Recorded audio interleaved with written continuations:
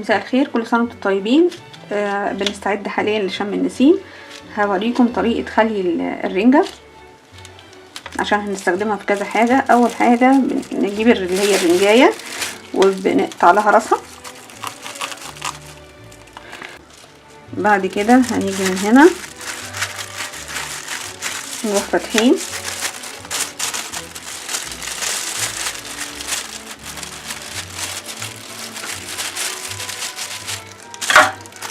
بعد كده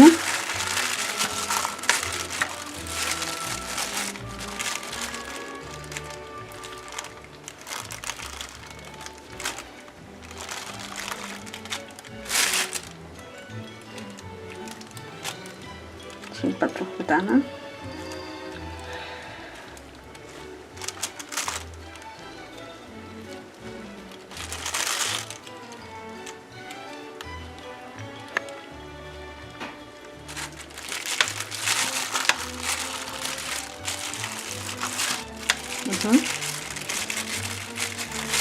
هنروح شايلين السلسلة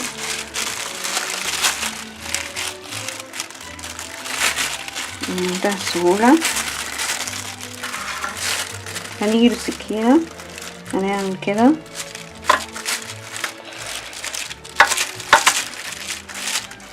نشيل الحاجات الغامقة دي.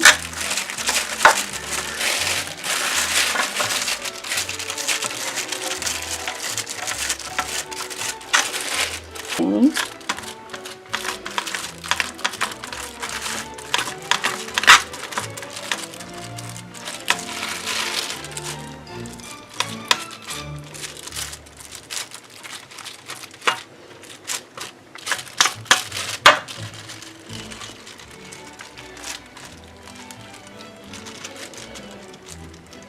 هحاول اشيل اللي هي الشوك. نقفل الرنجاية تاني.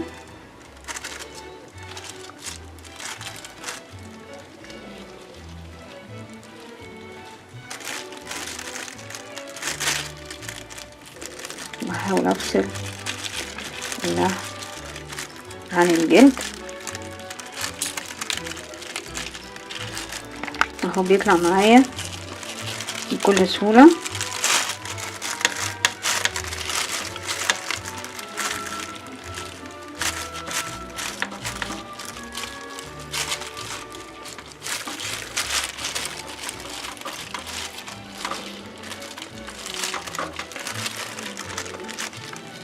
اول جزء طلع معانا اهو شكله جميل.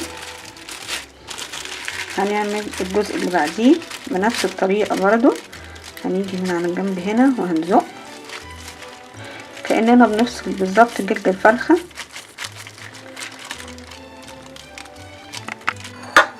هحطها في علبة نضيفة وبعد كده احط عليها زيت وليمون، بس انا مش هستخدمها كده، انا هعمل بيها طريقة تانية. هجمع الرنجة بتاعتي هنا لحد ما اخلص بقية الكمية.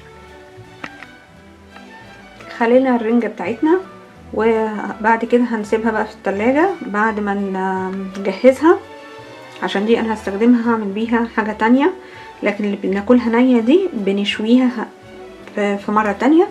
اللي محتاجينه بقى علشان نشيلها محتاجين زيت كتير لحد ما يغطي الوش، وليمون، وادي البطارخ جمعناها في مكان لوحدها.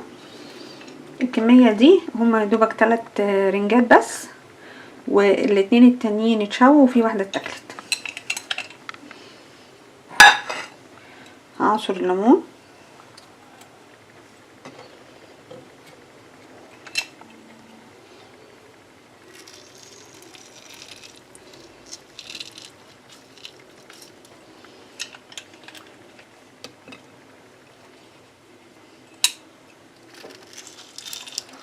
برضه على البطارخ ليمون.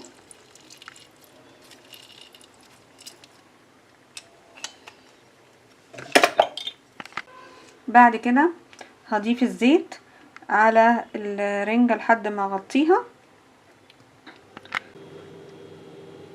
خلاص ضفت عليها اللي هي الزيت وغطاها خالص.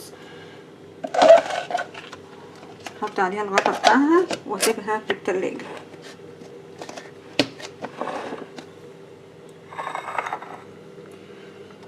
برضو اللي احنا عملناه في الرنجة هنعمله في البطارخ بتاعتنا.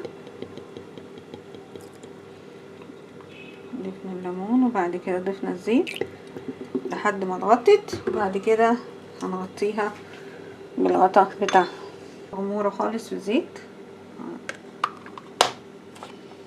وهندخلها في التلاجة.